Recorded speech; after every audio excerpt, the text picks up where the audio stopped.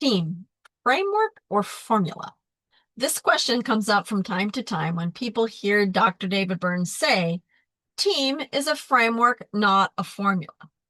At first glance, team can look like a formula. And hey, don't get me wrong, I love formulas, especially when you're first learning about it or taking a training class. There are certainly clear steps for each of the four core areas: testing, empathy, agenda setting, and methods. There's an order, even specific instructions, especially for some of the advanced, more complex techniques. But there is a distinction. A formula is exact and fixed. It assumes the same inputs should lead to the same outputs every time. Think chemistry. Formulas not only have specific steps, but very precise amounts. And if you get a formula wrong, you can blow up the whole lab. Team isn't like that. If the input is a client with social anxiety, the output isn't just do good empathy, deal with some resistance, and add some shame attacking. Team is much closer to more like a recipe for a delicious soup. If you've never cooked before, you'll want to follow the recipe very closely. But as you learn what works and what doesn't work, you can be more flexible. As a framework, there are guiding elements related to a specific issue, a base for a starting point.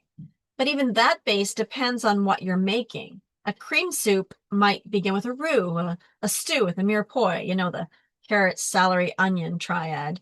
In the same way, anxiety may involve exposure, hidden emotion, and cognitive work. Depression may lean toward behavioral activation alongside of the cognitive work. And then from that basic foundation, we have variety, like what vegetables you would use or how long you're going to cook it, how you're going to season it. Well, that's all going to depend. You'll adjust as you go based on what's in front of you. So for working with clients using Team, we don't use the same tools for any one client, even though they might have the same presenting problem. In a formula, we would do that. We would have this very specific outline and step-by-step plan and follow it from A to B or A to Z. Some clients will seem to align more with self-disclosure, like even our empathy will be different. Oh, let me go back. A to Z. Even empathy could be different from different. Even empathy could be different. Some clients will seem to align with more self-disclosure, while others like stroking. But here's the confusion. When we're learning Team, we do tend to treat it more like a formula. I mean, I've created templates and flow charts and all that kind of stuff because it makes it easier to learn and do. And when we're first learning, we want to follow a recipe pretty closely. Why? Because we don't want to skip any important steps. We're still learning the tools. And to be honest, we're just not as intuitive as David Burns.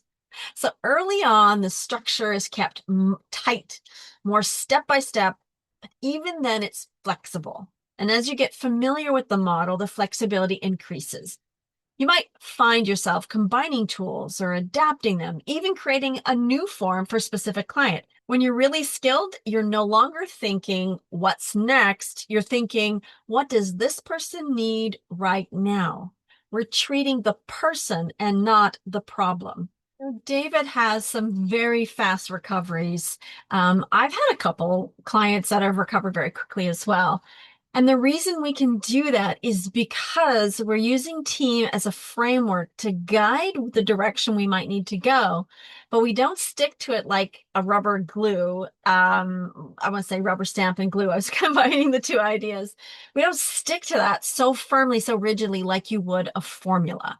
And I think that's why David doesn't like the word formula or formulaic, because it gives the impression that we have to do things very distinctly in step-by-step motions, which in training, again, that's how Team can feel for sure. But it's not David's intention. And certainly once you become skilled, that's not how Team works overall.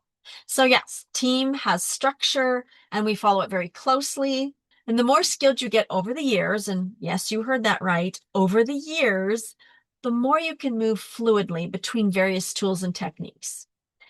But even when we're just learning and getting started with Team, it is a framework, not a formula.